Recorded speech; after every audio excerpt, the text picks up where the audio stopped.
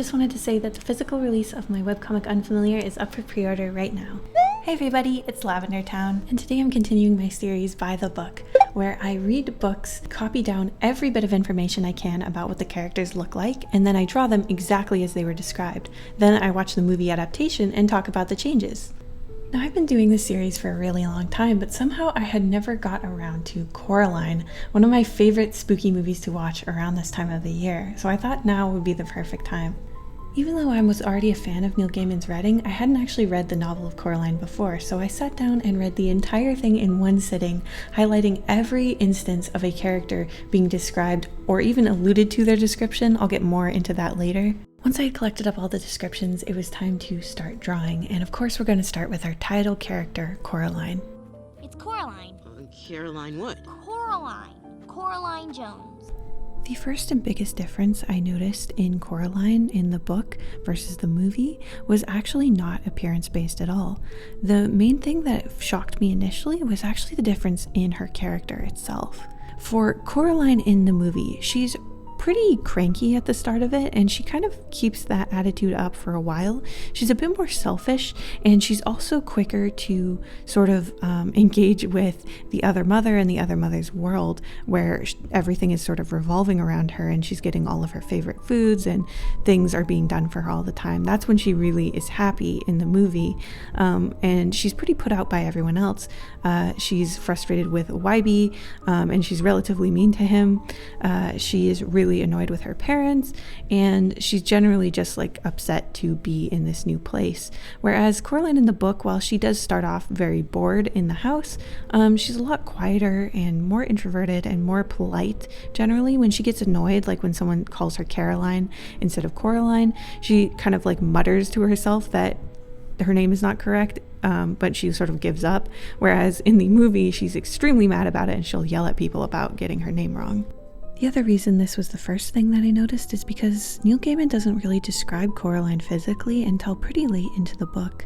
The first actual clear description of any feature of Coraline's is actually on page 123, where it says, "Her big black button eyes stared into Coraline's hazel eyes."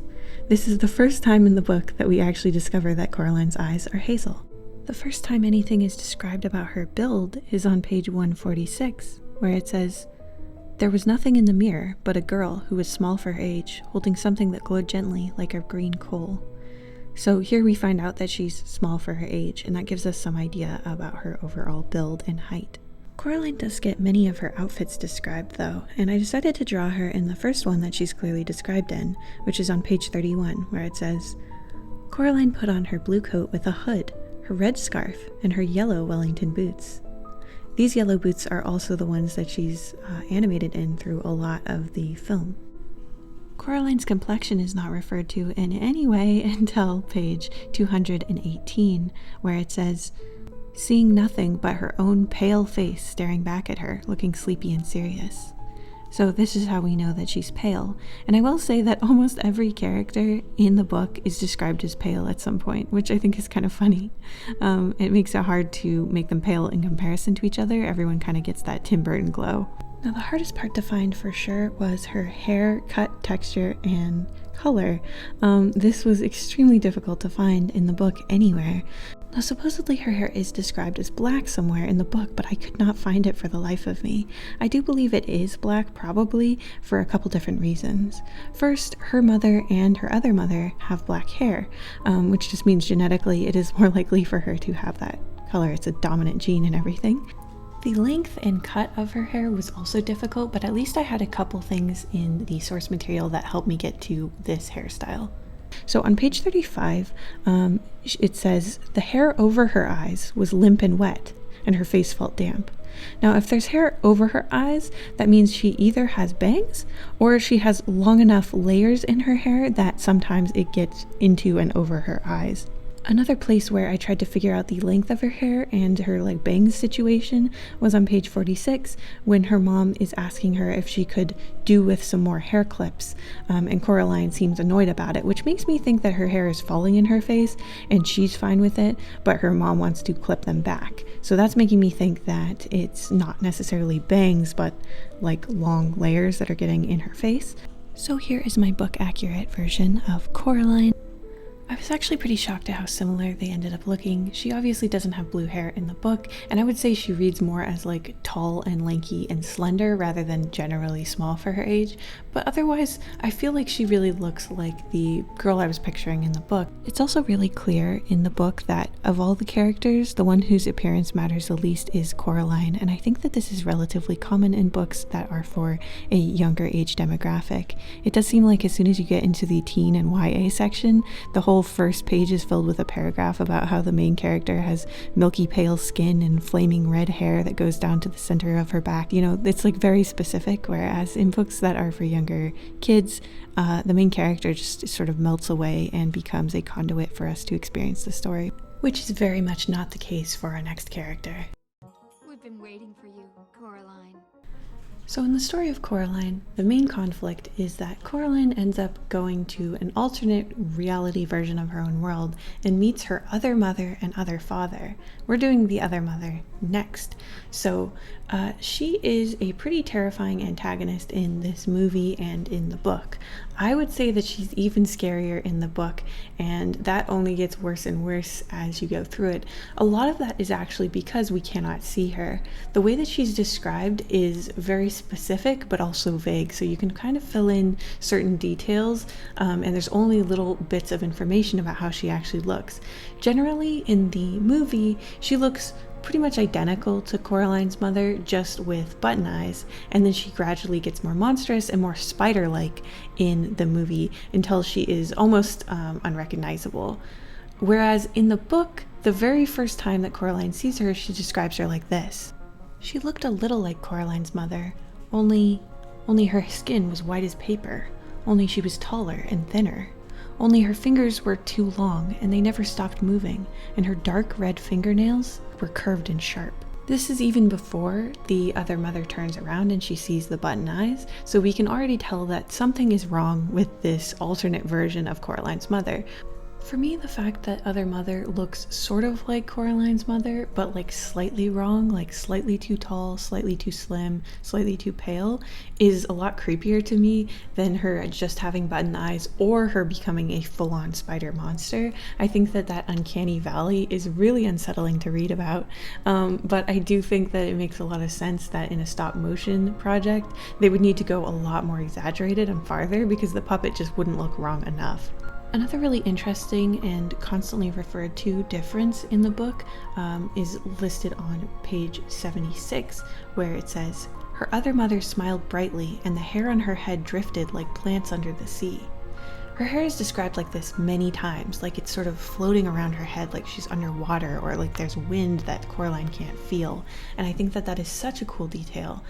I've actually seen this effect done in a movie before, in Guillermo del Toro's Mama, which is one of my favorite horror movies that I've watched recently, and it's really effective and really scary.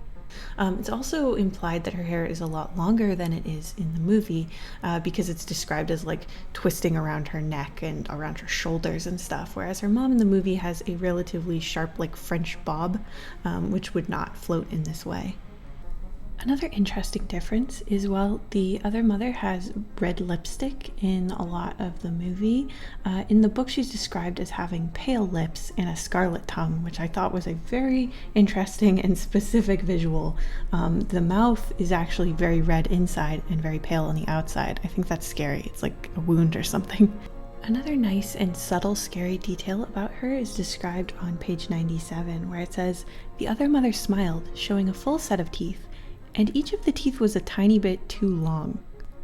Honestly, I completely understand why LAIKA made these subtle sort of uncanny valley changes into a much more dramatic, monstrous, sort of spider-like look for the end of their movie, because with both my cartoon style and with certainly stop-motion animation, it's really tricky to give you that kind of horror, but it does make me really want to see a live-action Coraline at some point, because I feel like you could make an incredibly scary other mother just by taking an actor and making them prosthetics that make the proportions of their face slightly wrong. I think that like on a human level that would be terrifying, and I think that's more of what's being described in the book. "'Cause that dowsing rod of yours, it's poison oak."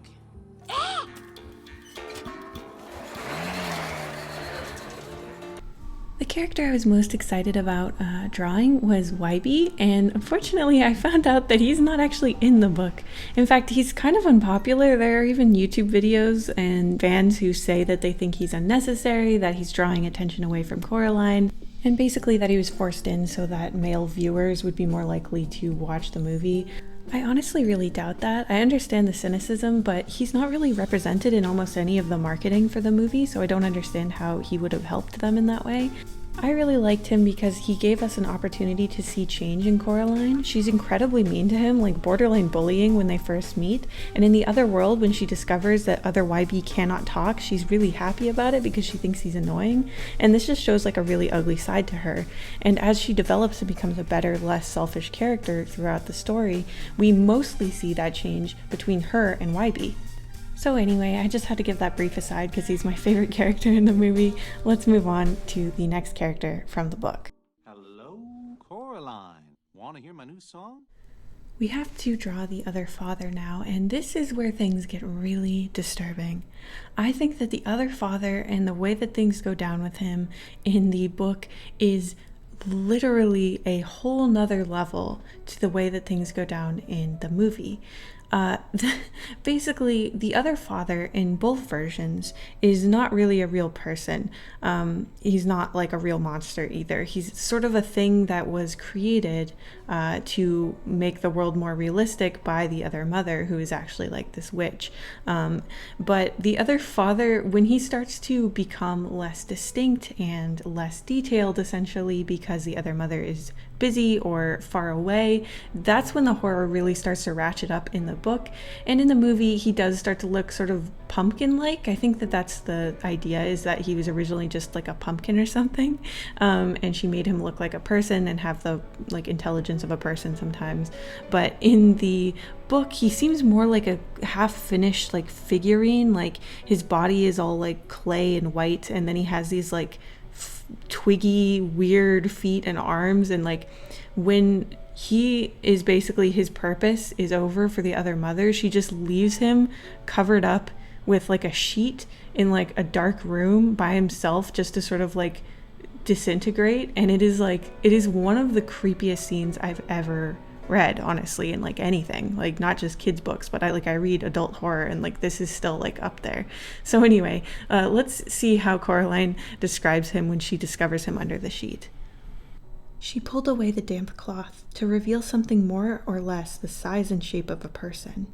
In that dim light, it took her several seconds to recognize it for what it was. The thing was pale and swollen like a grub, with thin, stick-like arms and feet. It had almost no features on its face, which had puffed and swollen like risen bread dough. The thing had 2 large black buttons where its eyes should have been. So she discovers him in a cellar under the light of a single bare light bulb, like something straight out of Saw. And he is only semi the shape of a person at this point. We get further description when he raises his head and starts to look at her. Coraline stood there, frozen. The thing had turned its head until both its black button eyes were pointed straight at her. A mouth opened in the mouthless face, strands of pale stuff sticking to the lips, and a voice that no longer even faintly resembled her father's whispered, "Coraline." It becomes even more horrific because she realizes like how miserable the creature is and how it's just not going to last much longer. And he puts his little twig arms onto his face to try to like mold his face back into shape and like make a nose. And it's honestly just one of the most disturbing things I've ever read. So this is how I believe he's being described.